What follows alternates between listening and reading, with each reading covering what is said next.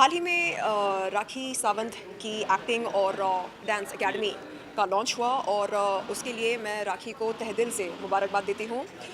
हमने बहुत ज़्यादा खिटपिट की, लड़ाई की, झगड़े की एक दूसरे के साथ और अब मुझे लगता है कि समय आ गया है कि हम अपनी ज़िंदगी पर, अपने करियर पर फोकस करें।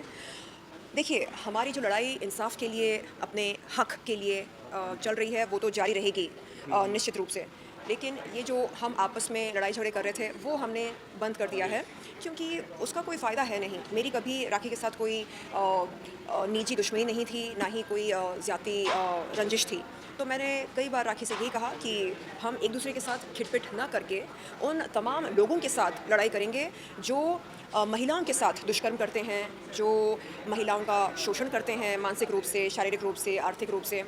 और हम मिलकर उन तमाम ज़रूरतमंद महिलाओं की आवाज़ बनेंगे जो खुद के लिए लड़ नहीं पाती हैं। देखिए, आमतौर पर मानसिक तनाव से जब कोई इंसान जूझ रहा होता है, तो ऐसे में वो कहीं न कहीं कोई गलत कदम उठाने लगता है। लेकिन ऐसे भी कई लोग हैं, महिलाएँ हैं, जो मानसिक तनाव से जूझते हुए ज़िंदगी में आगे बढ़ती हैं या आगे बढ़ने की चाहत रखती हैं। तो उन महिलाओं को मैं सलाम करती हूँ और मैं चाहती हूँ कि हम सब एक दूसरे के लिए हिम्मत और हौसले का सहारा बनें।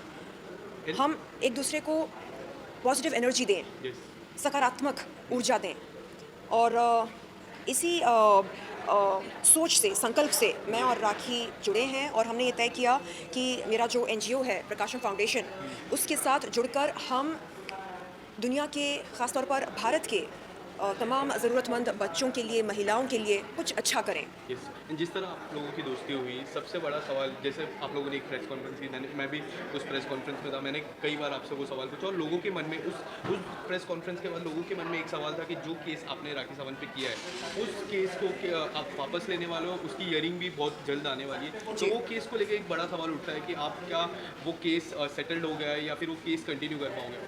जी, मेरी बात हुई अपने वकील से इस विषय पर और उन्होंने कहा कि जब कभी तारीख आएगी, तब वो जाकर बात करेंगे। इन केस रिटर्न ले लेंगे या फिर तो सेटलमेंट हो जाएगा? क्या होगा? जी, जब कभी तारीख आएगी, वो कोर्ट जाएँगे उस दिन और ऑनरेबल कोर्ट में जाकर वो अपनी बात रखेंगे। शर्लिन, आपसे सवाल पूछूंगा। जो जिस तरह आपकी जर्नी मैंने देखी है, कई बार उतार चढ़ाव वाली रही है। साजिद जी का मी टू वाला मूवमेंट हुआ है और जी। जिस तरह साजिद खान का। जी, एग्ज़ैक्टली, साजिद के नाम के आगे जी लगाने की कोई ज़रूरत यस। नहीं है।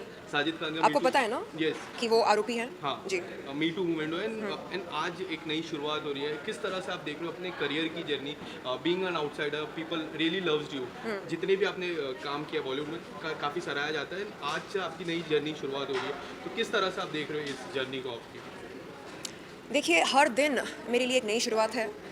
कहते हैं जब जागो तब सवेरा, हर सवेरे हम जागते हैं, हर सवेरे एक नई शुरुआत होती है और मैं चाहती हूँ कि सिर्फ़ आई, मी, माई सेल्फ़ यस। इस मोटो के साथ मैं ना जिऊँ। मैं जीना चाह रही हूँ अपने देश के लिए, राइट। उन तमाम ज़रूरतमंद महिलाओं के लिए जो अपनी आवाज़ नहीं उठा पाती हैं अपने हक की लड़ाई के लिए। तो ऐसा नहीं है कि सिर्फ़ बॉलीवुड ही मेरी दुनिया है, बिल्कुल नहीं। बॉलीवुड से बढ़कर एक बहुत बड़ी दुनिया है जिसमें आम लोग जीते हैं, जिसमें रोज़मर्रा की ज़िंदगी से हम जूझते हैं और मैं चाहती हूँ कि रियल लाइफ़ में जीकर, रियल लोगों के साथ जीकर मैं आगे बढ़ूँ। यस। जैसे मैंने ये एनजीओ की शुरुआत की, प्रकाशम फाउंडेशन, वैसे मैं और भी बहुत कुछ करना चाह रही हूँ समाज के लिए। देखिए, इंडस्ट्री में ऐसे कई जूनियर आर्टिस्ट्स हैं जो डिप्रेशन के शिकार हो जाते हैं। उन्हें जब काम नहीं मिलता है, तो घर का रेंट देना बड़ा मुश्किल हो जाता है और रोज़ी-रोटी के लिए जब उनके पास पैसे नहीं होते हैं, तो बड़ा मुश्किल हो जाता है आमतौर पर जीना।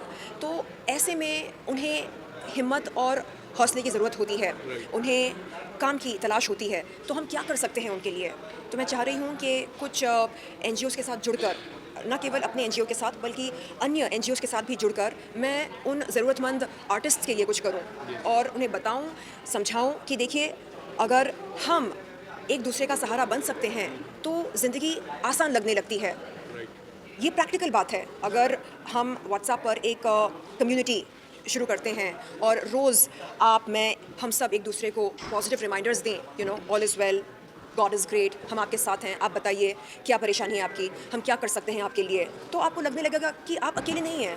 आप एक कम्युनिटी के साथ हैं, आप एक समाज का हिस्सा हैं, एक कम्युनिटी के साथ हैं, तो ये एक बहुत अच्छी फीलिंग है, पॉजिटिव फीलिंग है। तो मैं चाह रही हूँ कि ऐसा कुछ पॉजिटिव काम करूँ हर दिन, कभी-कभी नहीं, हर दिन निरंतर रूप से। Thank you so much. Ji.